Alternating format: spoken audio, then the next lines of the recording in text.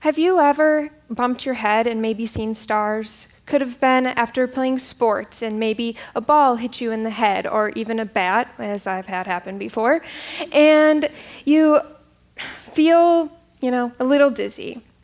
You don't think much of it.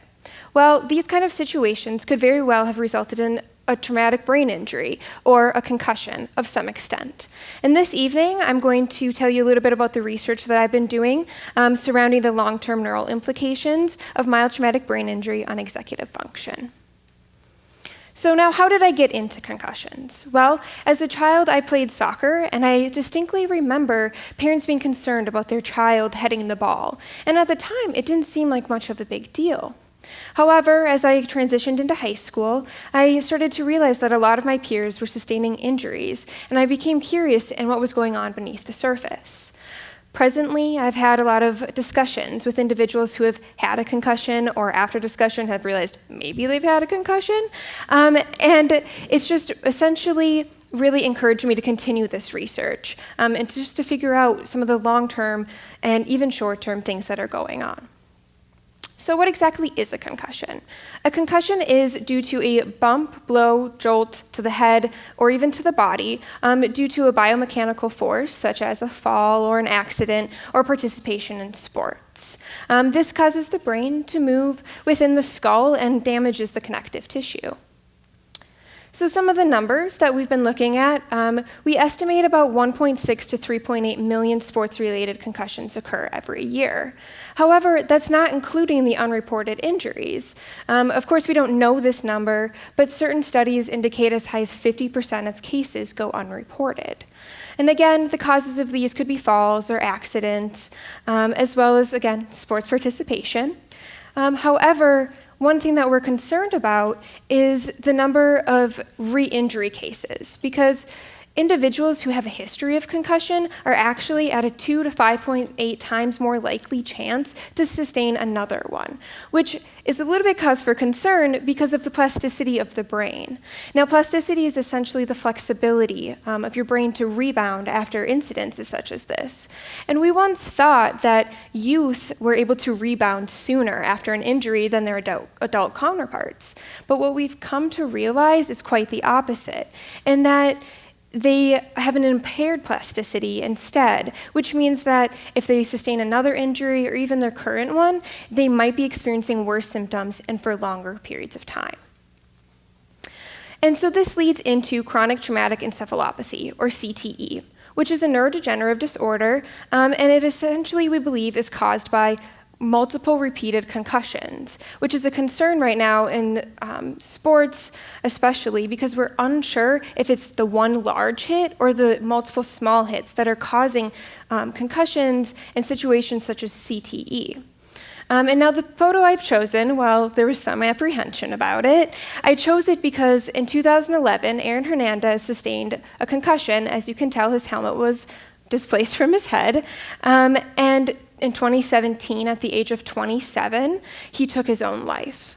Now, CTE can only be diagnosed post-mortem. There are signs and symptoms of it, however, such as memory impairment, as well as changes in mood, aggression, personality. And when they looked at his brain post-mortem, what they found was that he had one of the most severe cases of CTE they'd ever seen in someone his age. So some of the current topics, they are very broad, as your brain doesn't matter if it's damaged, something's probably going on. And so we've looked into this. But some that I wanted to highlight were mental health and neurodegeneration. And mental health is obviously a very upcoming and popular social topic, but we're also concerned in the concussion field because, again, you're seeing changes in mood and depression. And so we're looking at some of the causal mechanisms of this.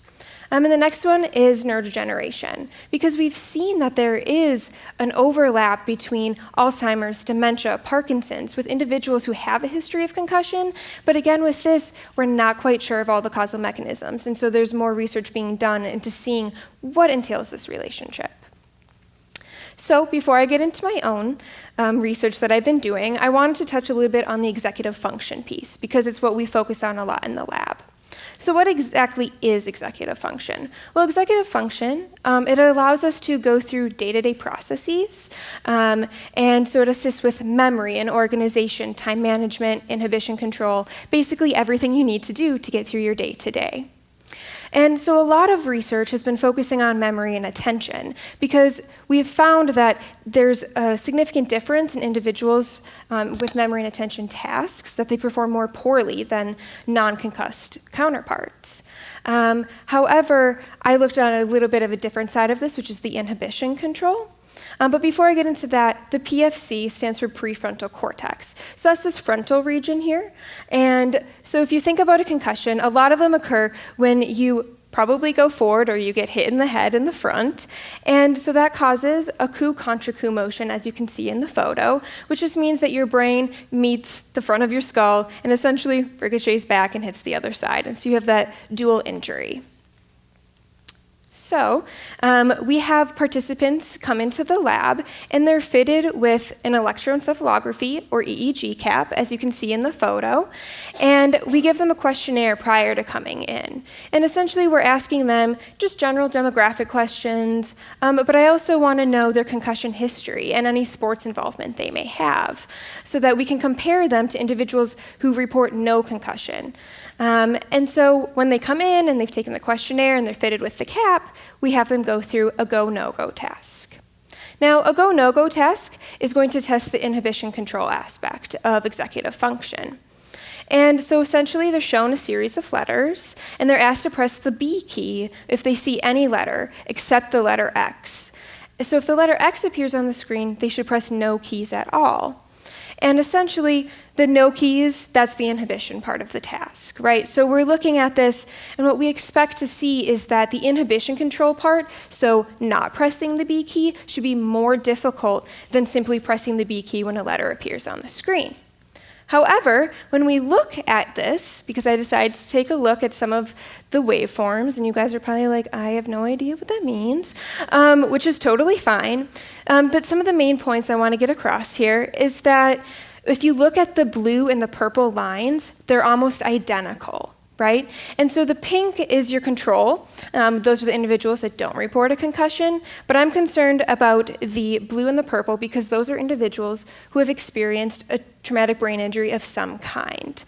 And what I'm seeing here is that they put just as much work into responding with the B key, so the go part of the task, as they do with inhibiting their response. And we don't see this with individuals who have never had a concussion before. So really, they're just working harder altogether through their day-to-day.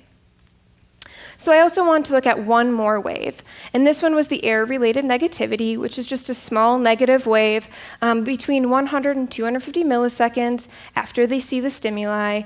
And we do expect that slight dip there. And this is opposite, the negative is towards the top.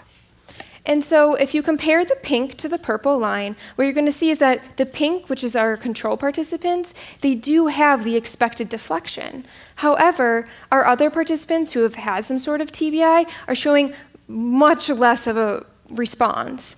And so what this means is that when they're going through and they make a mistake, and usually that's the like, oh no, I pressed the button and I wasn't supposed to, we see that little deflection, but we're not seeing that with individuals who have had a TBI. So what does all of this mean?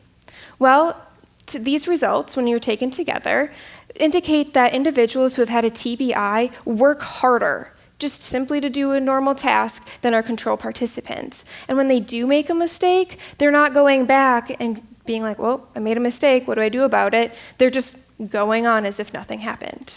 And so we know a lot about short-term implications of traumatic brain injury. However, there's a lack of evidence and work being done in the long-term portion. But clearly, these individuals are displaying impairments in comparison to the control participants long after. Many of these have been years after their concussion, and we still see differences.